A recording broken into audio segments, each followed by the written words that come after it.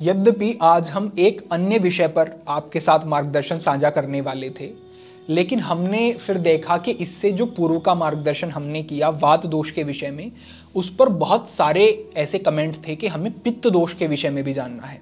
और क्योंकि ये जो पित्त दोष है ये युवा अवस्था में बढ़ा हुआ रहता है, प्रधानता इसकी रहती है, तो हमारे युवाओं के भी बहुत सारे प्रश्न थे कि हमें पित्त की समस्या है, हमें पाचन की समस्या है, हमें स्किन से संबंधित समस्या है, तो पित्त के जो लक्षण आ रहे हैं इसको कैसे ठीक कर सकते हैं, पित्त क्या है, इसके विषय में हमें मार्गदर्शन चाहिए। तो आज का जो ये मार्गदर्शन है ये पित्त के विषय में ही रहेगा। बताने को बहुत सारी चीज़ें हैं, इसलिए थोड़ा सा तीव्र गति से मैं सारी चीज़ें बताता हुआ चलूंगा, आपको ध्यान से समझते जाना है। कोई प्रश्न फिर रहता है तो कमेंट के माध्यम से रखिए, भविष्य में उस पर बात की जाएगी। आगे बढ़ने से पहले मुझे जो प्रधानता से 3-4 प्रश्न प्राप्त हो रहे थे उन पर मैं बता देता हूँ। पहला था कि क्या प्रकृति को बदला जा सकता है? पित्त प्रकृति है तो क्या वो कफ में जा सकता है, वात में जा सकता है? तो ऐसा नहीं कर सकते। माता के गर्भ में ही प्रकृति निर्धारित हो जाती है, उसके बाद नहीं बदली जा सकती है। दूसरा प्रश्न था सबसे अच्छी प्रकृति कौन सी होती है? तो ऐसा नहीं कहा जा सकता कि ये प्रकृति अच्छी है, ये अच्छी नहीं है। सभी प्रकृतियों में अगर असंतुलित हो जाएं तो वो बुरी ही हैं, और अगर संतुलन में रहें तो सारी प्रकृति अच्छी हैं। तो बात है कि आपको समझ करके संतुलित इनको रखना है, फिर आप निश्चित रूप से पूरी तरह से स्वस्थ रहेंगे। हमारी प्रकृति क्या है, कैसे पता लगा सकते हैं? तो जो भी हम मार्गदर्शन बताते हैं उसमें हम लक्षण बताते हैं कि अगर आपके शरीर पर ये लक्षण प्रकट हो रहे हैं तो आपकी ये प्रकृति है और ये बिगड़ी हुई है, इसको ठीक करना होगा। उन लक्षणों से ही आप पता लगा सकते हैं। क्या हमारी प्रकृति इन वात पित्त कफ में से ही कोई होती है?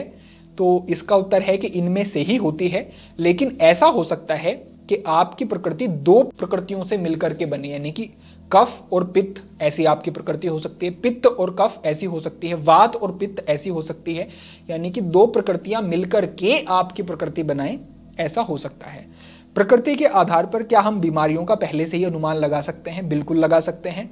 जो हम कहते हैं कि ऐसी ऐसी समस्याएं पित्त के बढ़ने से होती हैं, और आपकी प्रकृति अगर पित्त है और आप ध्यान नहीं रखते हैं उन चीज़ों का जो हम बताते हैं, तो आपको भविष्य में कभी ना कभी उस तरीके की समस्याएं होंगी, इसकी बहुत अधिक संभावना रहने वाली है। तो बस यही कुछ प्रश्न थे, इनका ये उत्तर मैंने दिया। अब हम आगे बढ़ते हैं और पित्त को हम विस्तार पूर्वक समझते हैं। यहाँ पर सबसे पहले हम बात कर लेते हैं कि पित्त बढ़ता क्यों है। सबसे पहली बात, जिसको आदत हो गई है स्टॉल पर खाने की, फास्ट फूड खाने की, अलग अलग चीज़ें बाहर खाने की, उसको पित्त की समस्या निश्चित रूप से होगी, क्योंकि जो ये मैदे वाली चीज़ें हैं और जो ये मसाले हैं ये उसके पाचन को बिगाड़ेंगे, उसे पित्त बढ़ेगा उसका, और फिर अनेक लक्षण प्रकट होंगे। दूसरी बात है गर्म तासीर वाली चीज़ों का जो अधिक प्रयोग करेगा उसका पित्त बढ़ेगा।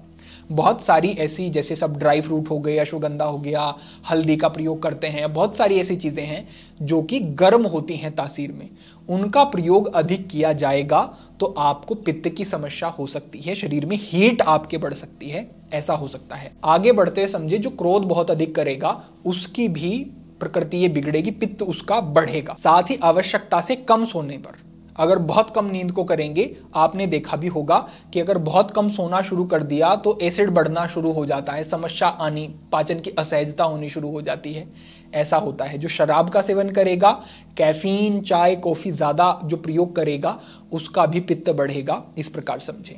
तो ये हमने बताया कि किन प्रमुख कारणों की वजह से ये जो पित्त है ये बढ़ता है। और युवा अवस्था में, यानी कि जो यंग एज है, उसमें पित्त की प्रधानता रहती है। तो हमारे युवाओं को तो ये बिल्कुल समझना ही होगा, नहीं तो पित्त बढ़ेगा और फिर कई सारी समस्याएं होंगी। अब हम आगे बढ़ते हैं, पित्त की वृद्धि के लक्षण क्या हैं, हम इन बातों को समझ लेते हैं। सबसे पहला जो सबसे बड़ा प्रभाव है वो इसका पाचन के ऊपर आता है। जिसका पित्त बढ़ेगा उसका पाचन ठीक नहीं रह सकता। पित्त बढ़ने से असहजता, भोजन करने के बाद एक अजीब सा भारीपन बना रहना, भोजन करने के बाद जलन होना पेट में, और वो जलन जो है छाती तक आना, एसिड रिफ्लक्स की समस्या होना, इस तरीके की स्थितियां बहुत ज्यादा बनती हैं, समझो, यानी पित्त आपका बहुत अधिक बढ़ा हुआ है। पित्त बढ़ने से बार बार आपको भूख लगती है और शरीर में खाया पिया दिखाई नहीं देता, यानी कि खा तो बहुत रहे हैं लेकिन शरीर पे तो पता ही नहीं चल रहा है, ऐसी स्थिति बनती है। पेशाब में जलन होना, आप यूरिन पास आउट करते हैं उसके बाद जलन काफी देर तक बनी रहती है, बहुत असहजता कई बार तो हो जाती है, पित्त के बढ़ने के लक्षण है। अल्सर की समस्या इसमें बड़ी सामान्य है। जिसका पित्त बढ़ेगा, पेट में छाले हो जाना, इस तरीके की समस्या अल्सर की बहुत इसमें ये रहती है। पित्त शांत जिसका रहेगा, अल्सर नहीं होगा कभी भी। साथ ही आप समझें कि शरीर में खुजली होना और लालिमा आ जाना, जैसे खुजली हुई उसके बाद लालिमा आ जाना और वो जलन में बदल जाना, जलन सी बनी रहना, ऐसा होता है। चेहरे पर बहुत ज्यादा कील मुहासे अगर हो रहे हैं तो समझो जो पित्त है ये ब्लड में चला गया है, रक्त इसने अशुद्ध कर दिया है और वो फिर अलग अलग स्थानों से, चेहरे से, पूरे शरीर से, कहीं से भी ऐसा हो सकता है। तो पित्त बढ़ने से ये त्वचा खराब होती है, अधिक प्यास लगेगी और बाल खराब होंगे। बाल जो है पीले से पड़ने लगेंगे, जैसे पूरा एक डार्क रंग होता है बालों का, वो बदल जाएगा और पीलापन आना शुरू हो जाएगा। पित्त बहुत बढ़ेगा तो बाल झड़ते भी हैं, लेकिन पहले वो पीलेपन पे आएंगे, ऐसा सामान्यतः होता है। साथ ही कमजोरी का महसूस होना, यानी कि शरीर में जैसे दम नहीं है ऐसा लगता है। इसके मानसिक प्रभाव भी होते हैं, क्रोध और खिन्नता, यानी कि गुस्सा एक तो बहुत अधिक आएगा और खिन्नता ऐसी कि किसी ने थोड़ा सा कुछ कह दिया तो बस उसी के पीछे पड़ जाएंगे, इस तरीके की स्थिति, और गुस्सा बहुत आता है। तो ऐसी स्थितियां ये जो हैं ये सारी पित्त के कारण होती हैं। नींद इसमें बहुत कम हो जाती है, ये एक और लक्षण बता दूं। गहरी नींद नहीं आती है, बार बार खुलती है, ऐसा पित्त के बढ़ने से ये रहता है। तो इतने हमने समझे कि ये लक्षण हैं। अगर ऐसे लक्षण आ रहे हैं तो समझो आपका पित्त जो है वो बिगड़ा हुआ है, ऐसा आप समझ सकते हैं। अब आगे बढ़ते हैं और इसकी चिकित्सा क्या है, ठीक कैसे करना है, ये हमारा प्रमुख विषय है। इसको ध्यान से समझो, बड़े सरल तरीके में आपको बताऊंगा। सबसे पहला और सबसे जरूरी जो बात है वो ये है कि निदानम परिवर्जनम कहा गया है आयुर्वेद के अंतर्गत कि जो समस्या जिस कारण से हुई है, पहले उस कारण को ठीक करो, उन कारणों को अपने जीवन से हटाओ, तब उस समस्या की आगे चिकित्सा करो। जो मैंने पहले ही कहा, मिर्च, मसाले, शराब, चाय, कॉफी और वो सारी चीजें जो मैंने शुरुआत में बताई, उन सारी चीजों का ध्यान रखो, उन्हें अपने जीवन से हटाओ, तो फिर एक इसकी ये जो चिकित्सा है यहां से शुरू हो गई, ऐसा आप समझें। इससे आगे बढ़ते हुए आपको भूखा नहीं रहना है। पित्त वाले व्यक्तियों को हम पूर्ण उपवास नहीं बताते हैं कि आप पूरा दिन का उपवास करें और पानी पानी पे उपवास करें, ऐसा नहीं। उनको करना यह है फलाहार के साथ या जूस आदि का प्रयोग करते हुए हम उनको बताते हैं ऐसे आप उपवास करो। क्योंकि अगर उपवास करेंगे तो पित्त पहले से बढ़ा हुआ है, वो कुछ आप उसको आहार देते हैं, उसको पचाने में लग जाता है, लेकिन अगर कुछ आहार नहीं देंगे तो पित्त और बढ़ेगा, जलन और हो जाएगी।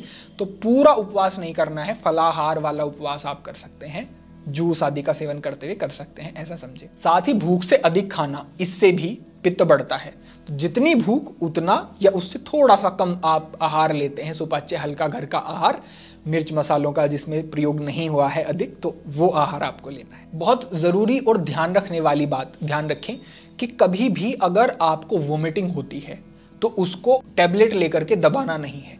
कभी भी आपको बहुत ज्यादा जलन हो रही है छाती में और ऐसा हो रहा है, कभी कभी आपने प्रयोग कर ली टैबलेट, ठीक, लेकिन मैंने देखा है कि निरंतर कि जी मुझे तो ये टैबलेट एंटासिड जो है रोज लेनी ही पड़ती है, ये आपको बहुत नुकसान देगी।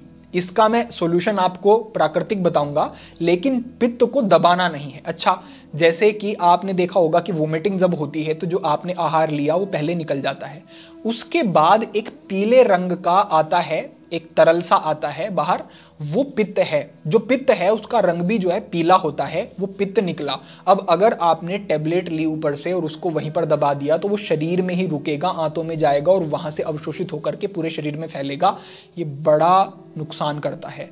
तो कभी भी अगर वोमिटिंग हो रही है तो आपको उसे बाहर ही निकाल देना है। इसे योग में कुंजल क्रिया कहा गया है, तो इसका बड़ा महत्व है। इसे आप पानी पिएं, कभी भी वोमिटिंग हो रही है तो अच्छा सा पानी पिएं और बीच की 2 उंगलियों को अपने जिह्वा के मूल में आपको लगाना है और थोड़ा सा रब करना है। नेल्स वगैरह काट करके ऐसा रखें और रब करेंगे तो एकदम से पूरा बाहर आएगा, फिर आप करें फिर पूरा बाहर आएगा। तो जितना पानी पिया सारा निकाल दें, आप देखेंगे तुरंत आप रिलैक्स अनुभव करेंगे। ऐसी कोई औषधि आपके लिए काम नहीं कर सकती है, छोटी सी क्रिया आपके लिए कर जाएगी। इस बात का ध्यान रखना है कि पित्त को दबाना नहीं है। आगे बढ़ते हुए मैं आपको कुछ खाने के लिए चीजें बताता हूं, घर से ही वो प्रयोग करनी है, तुरंत आपको लाभ मिलेंगे। सबसे पहला गोघृत, गाय का घी, ये बड़ा अच्छा है वात और पित्त दोनों प्रकृतियों को शांत करने में। ऊपर से डाल के प्रयोग करें, आपने दाल सब्जी जो भी ली है ऊपर से 1 चम्मच डाला और तब इसका प्रयोग करें। दिन भर में 2 चम्मच घी बिल्कुल सुरक्षित और बेहतर है आपके लिए, बल्कि मैं कहूंगा अनिवार्य है। तो इसका प्रयोग करना है। मक्खन, लेकिन बाजार वाला बटर नहीं, घर पर बना हुआ मक्खन। बाजार वाला बटर और पित्त को बढ़ा देगा, घर पे बना हुआ मक्खन है, पित्त को शांत करता है, बड़ा अच्छा रहता है, तो इसका प्रयोग कर सकते हैं। आंवले का मुरब्बा, रोज 2 आंवलों का सेवन कर लें, मुरब्बा ले लें, कैंडी ले लें आंवले की, तो वो भी इसमें काम करेगा। गुलकंद आप दूध के साथ सोने से 1 घंटा पहले ले लें, तो ये भी पित्त को शांत करने वाला होता है। औषधियों में अब मैं आपको बता देता हूं, ये तो मैंने आहार की चीजें बताई जो आप ले सकते हैं। एक ही चीज बताऊंगा, यूं तो बहुत सारी चीजें हैं लेकिन मैं एक कहता हूं, अभिपत्तिकर चूर्ण आता है, वो ले लेना है।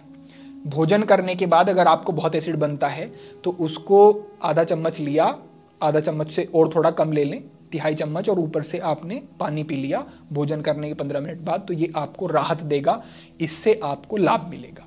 तो ये आप प्रयोग कर सकते हैं। घर पर कुछ नुस्खे हैं जो बड़े आसानी से आप घर पर प्रयोग कर सकते हैं। सबसे पहला है धनिया और सौंफ, समान मात्रा में लें, पानी में डालें, उबालें, छानें, ठंडा होने पर ग्रहण करें, अच्छा काम करेगा। साथ ही पुदीने का प्रयोग, पुदीना ले ले, उसको कूट लें, पानी उसमें डाला, छाना उसे, और वो जो आपको पुदीने का जूस प्राप्त हुआ, इसका प्रयोग, ये ठंडा होता है, शीतलता देने वाला होता है और पित्त को एकदम से शांत करने वाला होता है। ये आपके पाचन को भी दुरुस्त करता है, पाचन की समस्याओं में भी उपयोगी है। इसका आपको 5 से 10 दिन तक प्रयोग करना है, इतने में ही आपकी समस्या का समाधान ये कर देगा और अच्छे लाभ आपको मिलेंगे। तो ये घरेलू प्रयोग हैं जो आप कर सकते हैं। आसनों के अभ्यास में आप स्वतंत्र हैं, सभी अभ्यास आप कर सकते हैं, ऐसा समझें। जो अत्यंत गुणकारी अभ्यास रहेंगे, ध्यान का अभ्यास, योग निद्रा का अभ्यास, और शवासन में आप थोड़ी देर लेटते हैं, गहरे सांस लेते हैं, ये अभ्यास आपके लिए अच्छे रहेंगे। प्राणायाम में भ्रामरी, उज्जयी, शीतली, शीतकारी, चंद्रभेदी, ये 5 प्राणायाम इसमें बहुत ही अच्छे काम करते हैं, तो ये आपको करने हैं। आगे जैसे गर्मी का मौसम है तो उसमें पूरा गर्मी के मौसम में इनको आप करते हैं तो पित्त को शांत करने में आपको बहुत अच्छा फायदा फिर मिलेगा। तो बस इतना ही है। अगर इतना आपने कर लिया तो ये तो मैंने आपको बस पूरा ही बता दिया कि पित्त नहीं बचेगा। जिसको बड़ी हाइपर एसिडिटी रहती है, बड़ी त्वचा की समस्याएं रहती हैं, बड़े बाल खराब होने लगे हैं, जिसको पूरे शरीर पे अलग अलग स्किन डिजीज कई तरीके की अगर होने लगी हैं, अनेकों अनेक समस्याओं में लाभ। शरीर में दुर्बलता है, कमजोरी है, खड़े होते हैं चक्कर आते हैं, ऐसी स्थिति बन गई है, अल्सर की समस्या है, अरे बड़ी सारी समस्याओं में ये आपके लिए काम करेगा। बाकी मैंने पूरी चीजें आपको समझा दी हैं, इन सब चीजों का आप प्रयोग करें और ये जो प्रधानता आज पित्त की बढ़ती जा रही है, इसको ठीक करके संतुलित अपने स्वास्थ्य और जीवन को करें। तो आज के लिए आप सभी के लिए यही मार्गदर्शन था। भविष्य में अन्य महत्वपूर्ण विषयों पर मार्गदर्शन होता रहेगा। सभी के लिए प्रार्थना, सभी के लिए मंगल कामना। आज के लिए इतना ही। ओम नमः शिवाय।